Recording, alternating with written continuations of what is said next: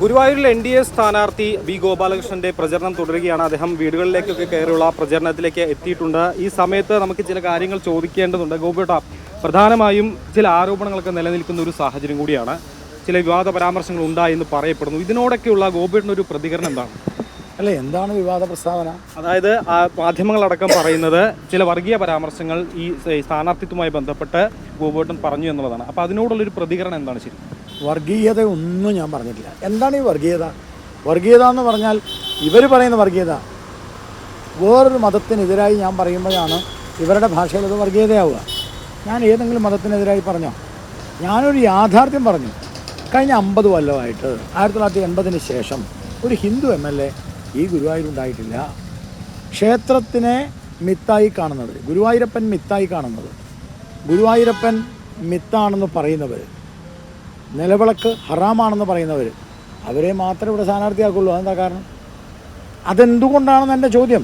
ഇവിടെ baby John മാഷ് ഉണ്ടായിരുന്നു, ഇവിടെ കൃഷ്ണദാസ് ഉണ്ടായിരുന്നു, ഇവിടെ VT ബലറാമൻ ഉണ്ടായിരുന്നു, ഇവിടെ ഗീതാഗോപിയുണ്ട്, ഇവിടെ വത്സരാജുണ്ട്, ഇവിടെ കൃഷ്ണദാസുണ്ട്. എണ്ണിയാൽ ഒടുങ്ങാത്ത ആളുകൾ ഇവിടെ ഉണ്ട്. ഇവരാരും സ്ഥാനാർത്ഥിയാക്കൂല.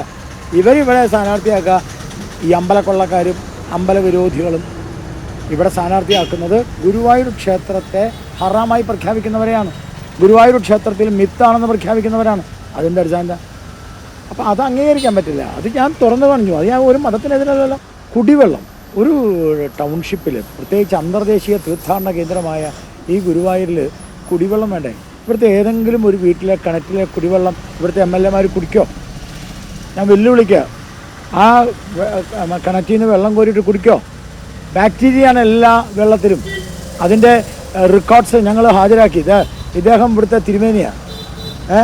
അദ്ദേഹത്തോട് ചോദിക്കൂ. മനുഷ്യാവകാശ കമ്മീഷൻ ഇല്ലേ, മനുഷ്യാവകാശ കമ്മീഷൻ സ്വമേധയാ കേസെടുക്കണമെന്ന് പറഞ്ഞതാണ് കളക്ടറോട്. എൻ്റെ ഇവിടുത്തെ MLAക്ക് ഈ അന്തർദേശീയ തീർത്ഥാടന കേന്ദ്രത്തിൽ ഒരു നല്ല കുടിവെള്ളം കൊടുത്തുകൂടാ? ജയിച്ചാൽ ആദ്യം ചെയ്യുന്നത് ഈ കുടിവെള്ള പ്രശ്നം പരിഹരിക്കലായിരിക്കും. ഞങ്ങൾ മുന്നോട്ട് വെച്ച 10 കാര്യങ്ങളുണ്ട്. ഒന്ന്, അന്തർദേശീയ തീർത്ഥാടന കേന്ദ്രത്തിൽ കുടിവെള്ളം കൊടുക്കണം. ഭക്തന്മാരോട് വളരെ മാന്യമായി, ഭക്തന്മാരോട് സ്നേഹത്തോടെ പെരുമാറണം. അതിനുവേണ്ട സൗകര്യം ഒരുക്കണം. ക്ഷേത്രത്തിലെ കള്ളത്തരം അവസാനിപ്പിക്കണം. ഒരു അന്തർദേശീയ തീർത്ഥാടന കേന്ദ്രത്തിന് വേണ്ട എല്ലാ സൗകര്യങ്ങളും BJP ഉണ്ടാക്കും.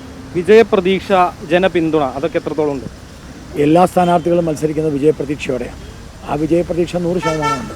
ജനപിന്തുണയാണ് എന്നെക്കൊണ്ട് ഇത് പറയിപ്പിച്ചത്. ഈ കാര്യങ്ങൾ എന്നോട് പറയാൻ പറഞ്ഞത് ജനങ്ങളാണ്. ഞാൻ പറഞ്ഞു ജനപിന്തുണയാണ്. എന്തായാലും എല്ലാവിധ ആശംസകളും നേരുന്നു. ബി ഗോപാലകൃഷ്ണനാണ് നമ്മോടൊപ്പം ചേർന്നത്. വലിയ ശുഭപ്രതീക്ഷയുണ്ട്. ആരോപണങ്ങൾക്കൊന്നും മറുപടി പറയാനില്ല. താൻ ഇതുവരെ വർഗീയ പരാമർശം നടത്തിയിട്ടില്ല എന്നൊരു കാര്യമാണ് അദ്ദേഹം പറയുന്നത്. എന്തായാലും വലിയ വിജയം കൈവരിക്കാനാകുമെന്നുള്ള ശുഭപ്രതീക്ഷ അദ്ദേഹത്തിനുണ്ട്. ക്യാമറമാൻ ചന്ദ്രജോസിനൊപ്പം ഹരീഷ് നാരായൺ, അമൃത ന്യൂസ്, തൃശ്ശൂർ.